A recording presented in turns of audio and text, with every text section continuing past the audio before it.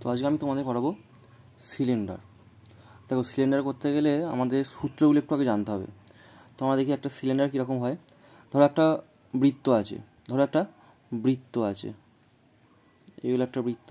যদি সেম বৃত্ত এর ওপরে হয় আর একটা, ধরো সেম আর একটা বৃত্ত আছে ওপরেতে। আমি এটা বোঝাবার সুবিধার্থে বৃত্ত না করে একটু ওভাল টাইপের এঁকেছি, তাই তোমাদের বোঝাতে সুবিধা হয়। তো দেখো, এবার এইটা যদি কেন্দ্র হয়, বৃত্তে যদি এটা কেন্দ্র হয়, তাহলে এখানেও একটা কেন্দ্র হবে।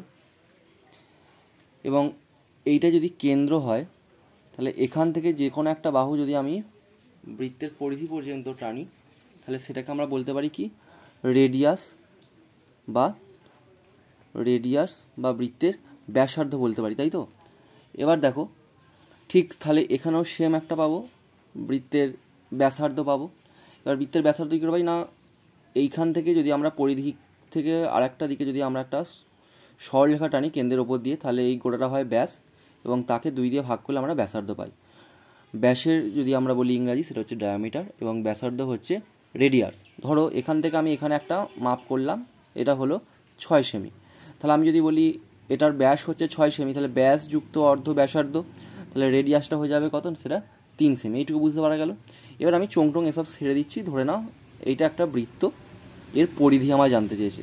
ধরো এই বৃত্ত, এটা একটা বৃত্ত বা সার্কেল, এর আমার পরিধি জানতে চেয়েছে। তাহলে এর পরিধি কত, 2 পাই আর। আর যদি এর ক্ষেত্রফল জানতে চায় বা এরিয়া জানতে চায়, তাহলে সেটা কি হবে না, পাই আর স্কয়ার। তো দেখো, এটুকু বুঝতে পারা গেছে যে একটা বৃত্তের ক্ষেত্রফল হচ্ছে পাই আর স্কয়ার। বেশ, তাহলে এখানে একটা সিলিন্ডারে কতগুলো বৃত্ত আছে, এইখানে দেখতে পাচ্ছি একটা বৃত্ত আছে, এখানে দেখতে পাচ্ছি আর একটা বৃত্ত আছে। তাহলে মোট একটা সিলিন্ডারেতে কতগুলো বৃত্ত আছে না, 2টো বৃত্ত আছে। একটা সিলিন্ডারে হচ্ছে 2টো বৃত্ত আছে। তাহলে আমরা এটুকু তো বলতে পারছি যে একটা সিলিন্ডারে হচ্ছে 2টো বৃত্ত আছে। আর কি আছে এর সঙ্গে, আর কি আছে এর সঙ্গে, আছে হচ্ছে এর উচ্চতা আছে, এর হচ্ছে উচ্চতা আছে। তাহলে দেখো, যদি আমরা এর পুরোটাই, সিলিন্ডারের পুরোটা আমি যদি মাপার চেষ্টা করি, বা যদি শুধু আমি পার্শ্বতলটা মাপার চেষ্টা করি, এইখান থেকে আমি মাপতে শুরু করছি, পুরো পার্শ্বতলটা আমরা মাপছি। তাহলে যদি পার্শ্বতল আমরা মাপি, সেটা ইংরাজি কি কার্ভ সারফেস এরিয়া বা CSA, কার্ভ সারফেস এরিয়া বা CSA, কার্ভ সারফেস এরিয়া বা CSA। দেখো, কার্ভ সারফেস এরিয়া যদি এটা বলি, এটার ফর্মুলা তাহলে কী হবে, তাহলে পরিধি কত বলেছি 2 পাই আর। তাহলে বেশ, বৃত্ত তো এটা আছে, তাহলে এইটা তো আমি মাপবই, তাহলে 2 পাই আর আমি এখানটা মেপে নিলাম, 2 পাই আর। এবার দেখো, আমি বৃত্তের সমাতে এইটুকুরা মাপছি, কিন্তু চোঙের সমাতে কী হচ্ছে, এর সঙ্গে এক্সট্রা কী আছে, এর সঙ্গে এক্সট্রা হচ্ছে উচ্চতাটা আছে, তাই 2 পাই আর। বৃত্তের পরিধি তো 2 পাই আর গেল, কারণ এটা অবশ্যই একটা বৃত্তের ওপরে দাঁড়িয়ে আছে, তাহলে বৃত্তের পরিধি তো গেল, এর ওপরে কী হবে, এর সঙ্গে আমি উচ্চতাটা গুণ করে দেবো। তাহলে বলতে পারি কার্ভ সারফেস এরিয়া সমান 2 পাই আর এইচ।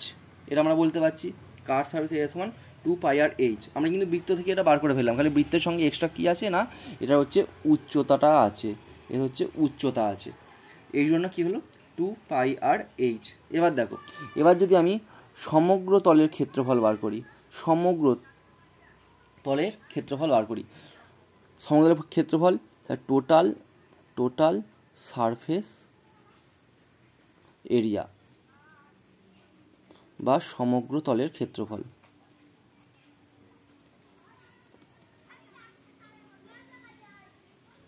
আর এটা হচ্ছে কার্ভ সারফেস এরিয়া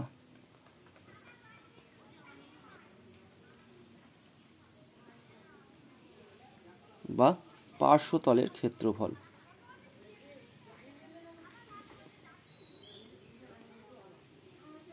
আচ্ছা, এবার দেখো, তাহলে যখনই সমগ্র তলের ক্ষেত্রফল বলছে, তাহলে অবশ্যই কার্ভ সারফেস এরিয়া এটা সেটা তো থাকবেই, তার সঙ্গে কিছু যোগ হবে। তাহলে আমি বলতে পারছি, তাহলে এখানে যেটা ছিল সেটা থাকবেই, তাহলে 2 পাই আর এইচ যেটা ছিল, 2 পাই আর এইচটা থাকবেই, 2 পাই আর এইচ যেটা কার্ভ সারফেস এরিয়া সেটা আছেই, তার সঙ্গে ওপর নিচটা যোগ করতে হবে। তাহলে ওপর নিচের আমি বলেছি কত না, ক্ষেত্রফলটা কত, পাই আর স্কয়ার। বৃত্তের ক্ষেত্রফল হচ্ছে পাই আর স্কয়ার। কটা বৃত্তের ক্ষেত্রফল এটা, একটা বৃত্তের ক্ষেত্রফল পাই আর স্কয়ার। কতগুলো মোট বৃত্ত আছে?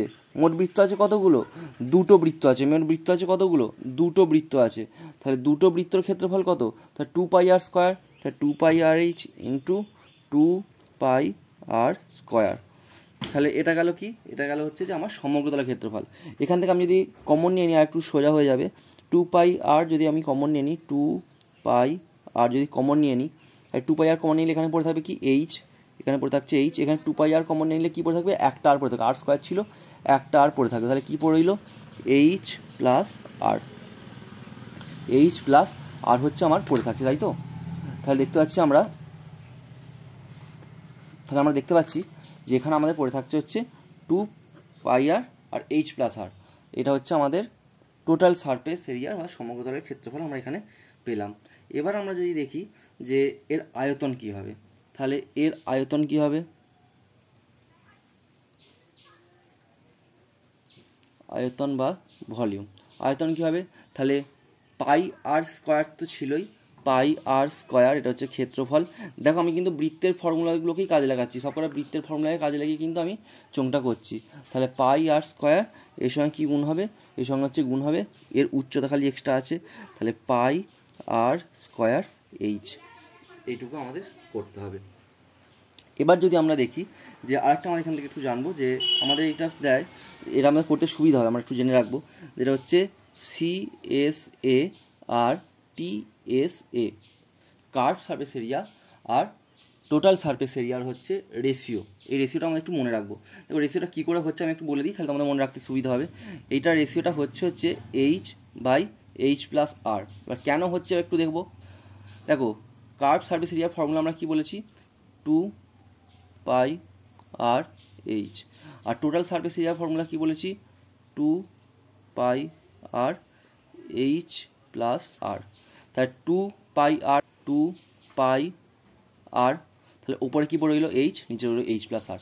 এইটা আমরা মুখস্থ করে এসেছি। কেন মুখস্থ করেছি সেটা আমি তোমাকে দেখালাম যে কেন মুখস্থ করি, এই জন্য মুখস্থ করি। যদি এটা ভুলেও যাও, এই রেশিওটা যদি ভুলেও যাও কোনো ব্যাপার নয়, তোমরা এরকমভাবে ফর্মুলাটা লিখে নেবে, এই আর ফর্মুলা লিখে নেবে, এখানে কার্ভি করবে, বেরিয়ে যাবে। এবার আমরা বেশ কিছু কোশ্চেন করবো যেগুলো হচ্ছে রেলের বিগত পরীক্ষায় এসছে বা একাধিক এসএসসির যে পরীক্ষাগুলো হয় সেগুলোতে হচ্ছে CGL, CHSL, MTS, SCGD, সেই কোশ্চেনগুলো আমরা কয়েকটা করবার চেষ্টা করবো। দেখো এই ফর্মুলা থেকেই করবো আমরা। তো একটু দেখি আগে ফর্মুলা আমরা ভালো করে একবার রিভাইজ করে নিয়ে একবার দেখি। যেটা হচ্ছে curve surface area 2πr h, total surface area 2πr into h plus r, আর এখানে আয়তন পাচ্ছি আমরা পাই আর স্কোয়ার এইচ। তো দেখো প্রথম প্রশ্নে আমরা চোখ রাখি। প্রথম প্রশ্ন কি আছে?